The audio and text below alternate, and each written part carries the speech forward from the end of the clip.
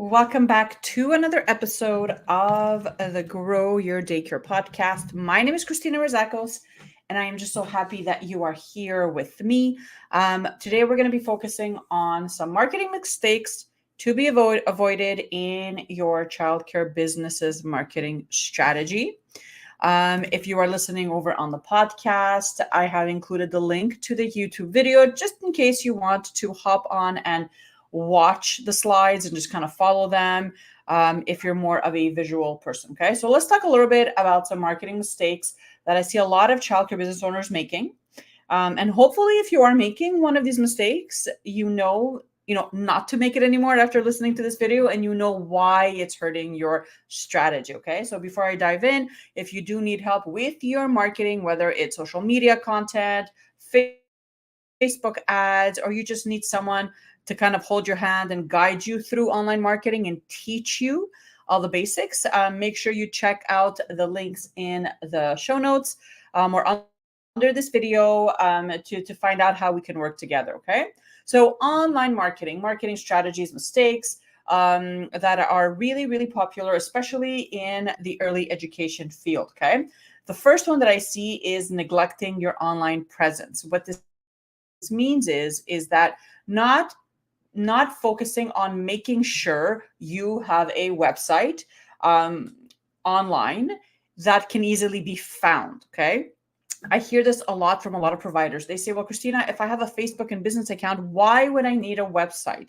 The reality is that Facebook and Instagram, even though they're powerful and they're very important in your marketing strategy, as is any business, right? Any business's marketing strategy, it's not the only thing you should be doing, right? We can't put all our eggs in one basket. So I don't want you to be one of these childcare business owners that kind of neglects their online presence when it comes to having a website and leveraging that using search from Google, which is the number one search engine in the entire world, and knowing how to make sure that people actually find your website. You should have a website that is mobile friendly, that has been optimized. We're going to talk a little bit about that later on in this episode, but it's really important not to forget that yes, I do need a website. Your website should be easily found when someone local to you searches for what you're offering. Okay. The other marketing mistake that I see a lot of providers make is ignoring social proof. So this is a big one because you want parents that land on your Facebook, Instagram, or even on your website. You want to make sure that you have enough social proof, so reviews, testimonials, to make sure that these parents understand that, hey, this is a real business. They're legit. They've had, a 4-star ratings. People are saying all these amazing things about them. And once you do collect these reviews and testimonials, it's really important that you're actively sharing them. So whether it's on your Google My Business, on social media, or on your Yelp account, leverage them. When someone tells you something, ask them if they can write it down for you. When someone sends you a DM about how amazing your program is, or a good experience their kid had in your care, screenshot it and then upload it on your platforms. It's really going to help you with your marketing. It's going to help you get found easier, and it's really going to help you not only get noticed, but people are going to start trusting you faster. Okay. So a lot of providers don't leverage the Google My Business profile, their URL effectively. Okay, so as a business owner, I'm sure you know that if you have a Gmail, which most people do nowadays, you have your profile that you can actually set up for free, like it's free of charge, where you can upload, your company information, your logo, a few pictures, and yes, you can even collect reviews and testimonials. So if you have a business that's been around for a while, and if you haven't actively asked for people to give you their reviews or testimonials on your Google My Business, I want you to screenshot this screen right here, and I want you to follow the directions. So it's really simple. If you've claimed your Google My Business account, you can actually go in and click on that share button, and this is going to help you take that URL and share it. Maybe you want to share it in an email, in a newsletter. Maybe you have all your parents in a text group.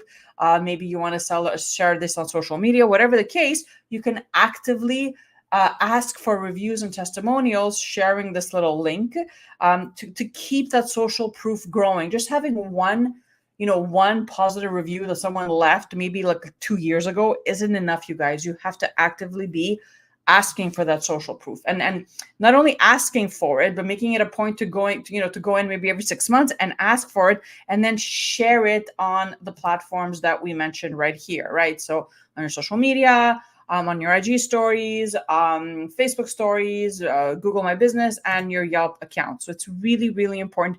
Never forget to always be asking for that testimonial or that review, okay?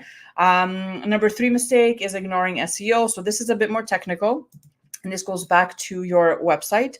Making sure that you are leveraging the power of Google, and making sure that your website is SEO, so that it's optimized, basically. So what's SEO? Very simply, it's just a set of methods. There's a few of them that are aimed at providing the ranking of a website in search engine listings. Basically meaning that there's a few things you can be doing, or you should be doing, when it comes to your website, to make sure that when someone does click or does search on Google for, let's say, private childcare near me, that your website pops up, right? So there's a few things you can be doing. So doing some keyword research, making sure that the right words are found on your pages, having a title, having tags, making sure that your links are not broken. So these are just a few things you can be doing, but it's really, really important. If you've never done this before, I encourage you to go over to this website called semrush.com. Here's a snapshot of what it looks like. And all you have to do is just add in your URL right here, so your website, and you click start now, and it's actually going to do like an audit of your website, and it's going to tell you what's lacking when it comes to your SEO. And this is really valuable, extremely helpful. So if you haven't done this already, make sure you do this. It's really going to help you with your marketing, okay? Mistake number 5, focusing too much on features and not the benefits, okay? So this is a really common marketing mistake, because people want to sell their services, and you want to show that, yeah, you have a brand new yard, or you have a cafeteria, or you just renovated the gym, for example, well, or whatever that is. But you have to understand that in marketing, parents and people in general don't really care about the things. They care about how that thing is going to get them results, okay? So these are 2 sentences that I have next to me when I'm creating content, because they really kind of help me stay on track, okay? So for example, when you're creating a post, or when you're putting a promo video together, or maybe you're doing a video and you're sharing about something in your daycare, I want you to think about the mom and dad that's going to read this, and I want you to ask yourself, I want you to keep these 2 questions in mind. Why should I care? So this is something that the parents are saying in their mind. Why should I care? And what's in it for me? Like, how is this going to change my life? How is this going to make the experience that my child's going to have in your center better? Okay. So for example, instead of saying, brand new renovated cafeteria, you can say, we renovated the cafeteria because we believe fostering healthy habits, having lunch or breakfast together with all the kids is important to us. That's when they start to communicate, sense of fellowship and community. And we really want to foster that. So we invested in our cafeteria, something like that, right? If you've renovated your backyard, you can say something like, we notice that the kids have a lot of energy, and we're a center that believes truly that kids shouldn't be sitting down and doing worksheets all day long. So we invested in our yard to make sure that we have plenty of time throughout the day that the kids get like brain breaks, where they go outside, they run around, they climb, they work on those gross motor skills, they're talking with their friends, and they're just having fun as they're learning, right? So you see, there's 2 different ways of presenting your center, or the things that you have in your center. And always thinking about how this thing or this feature is going to get your mom and dad that result that they're seeking, okay? Number 6, lack of branding. So this is basically having a lot of messaging, and really just confusing your ideal clients, right? People that are confused will not buy anything. People need to be crystal clear how their life is going to change once they say yes to your program, how their child's life is going to get better once they say yes to your program, okay? Your branding matters, your tagline matters, having your logo, having a consistent message throughout your website and your social media, all important things, okay? So if you're, for example, Montessori daycare, you want to be talking about Montessori things on your platforms when you're creating content. And you also want to be mentioning Montessori on your website, for example. And I've worked with clients where they said they were a Montessori home daycare, but there was nothing on their website that would point to that. And it was really, really confusing for people that were visiting, for having to find out during the tour that, oh, by the way, we're a Montessori daycare, right? So you have to make sure that you're staying consistent. And again, with your colors and your branding and your fonts, your tagline, it's just make sure that you have a nice flow so that it's memorable, right? So that mom and dad, when they see this and they see this constantly on social media, for example, they'll know, oh, yes, that's so-and-so's daycare, right? I remember seeing their video. I remember reading one of their posts, okay? So number 7 is forgetting to track results. This is a big one. This is a really, really big one because a lot of providers just want to kind of post once in a while and then just forget about it and then complain that what they posted didn't work, okay? So I don't want you to be one of those providers or business owners. I want you to leverage social media the right way, the smart way, so that it's actually working for your business and it's actually doing what it's supposed to do, which is increase your brand awareness and really grows your reach, okay? So that's what social media is supposed to be doing for you. So you have to make sure that you have a day in the month. I like to do this at the end of every month and go in and track your data. Go into your insights, click on insights, and everything is there for you. It's going to tell you how many people you reached, what videos they watched, how many people commented and engaged, if your page grew, if you lost followers, if you gained followers, okay? And make sure that you track this because once you know that what you're posting is actually growing your platforms, then it's so much easier for you to go out and create more of that content. If you're posting once in a while, 1 month, and then the next month you're posting 5 times a day, for example, 5 times a week, for example, and you see that, month number 1, your page didn't really grow, but month number 2, after having posted, let's say 5 times a week, you see that it increased by X percentage and you've reached this many people more. So you know that, you need to be more consistent. If you're posting reels, for example, and you see that your reels are doing so much more better than your static images or your graphics, then guess what? The next month, you're going to go ahead and you're going to schedule in more reels or video content to grow your online reach and to keep people engaged and to get them to book a visit with you, right? If you don't know what you're doing, if you don't know what you're doing is actually working, why would you continue to do the same thing? So make sure you track, okay?